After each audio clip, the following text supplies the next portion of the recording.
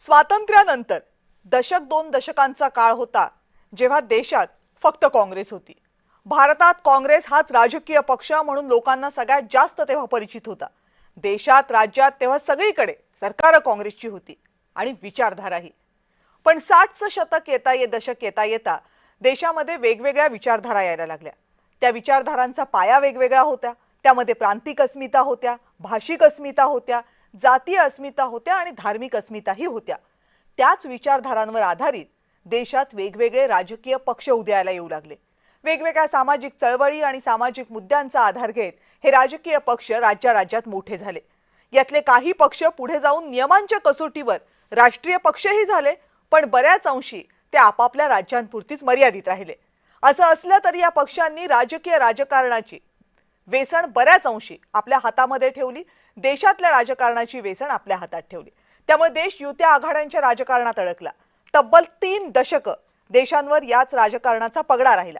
2014 नंतर देशात मोठा राजकीय बदल झाला। भाजपचं बहुमताचं सरकार आलं।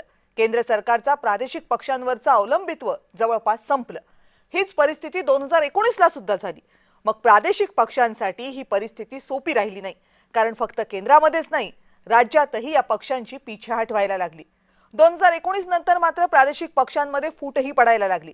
अनेक ठिकाणी यातले नेते पक्ष सोडून गेले आणि महाराष्ट्रामध्ये 2 महत्त्वाचे पक्ष शिवसेना आणि राष्ट्रवादी काँग्रेस फुटले।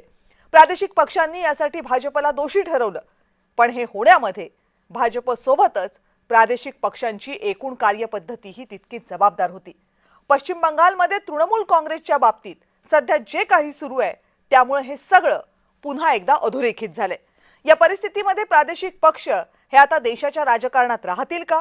प्रादेशिक पक्षांची ताकद पूर्वीसारखी देशाच्या राजकारणात दिसेल का? असे अनेक प्रश्न आहेत। या सगळ्या संदर्भात आज बोलायचं आहे, पण त्या अगोदर पाहूयात हा स्पेशल रिपोर्ट।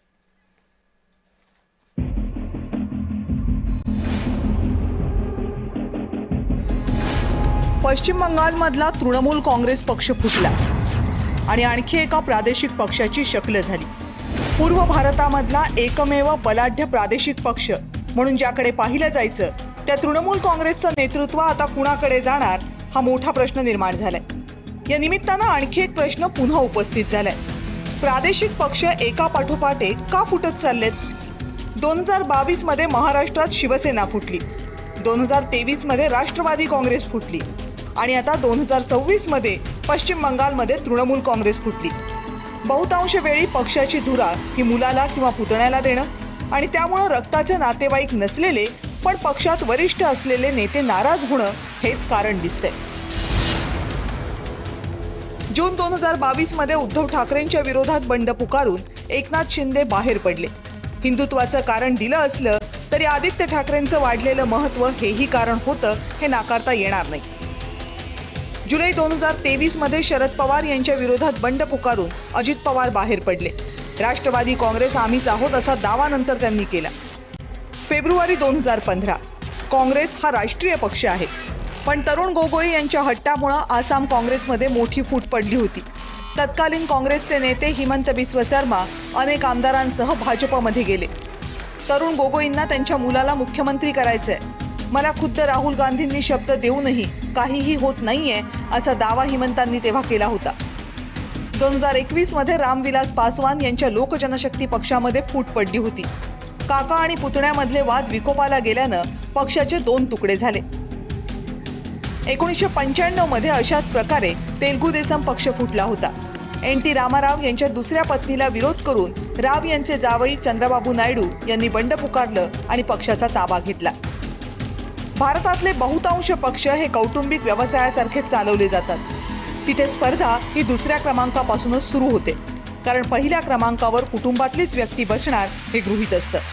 पण यानं अनेकदा त्या पक्षांचं मोठं नुकसान होतं, कारण महत्त्वाकांक्षा ही नैसर्गिक भावना आहे। पक्षासाठी 30 ते 40 वर्ष कष्ट केल्यावर आपणही अध्यक्ष बनू शकतो असं वाटणं साहजिक आहे। आता इतकी उदाहरणं घडल्यावर तरी पक्षाध्यक्षांचे डोळे उघडणार का हे पाहावं लागेल। ब्युरो रिपोर्ट, जय महाराष्ट्र।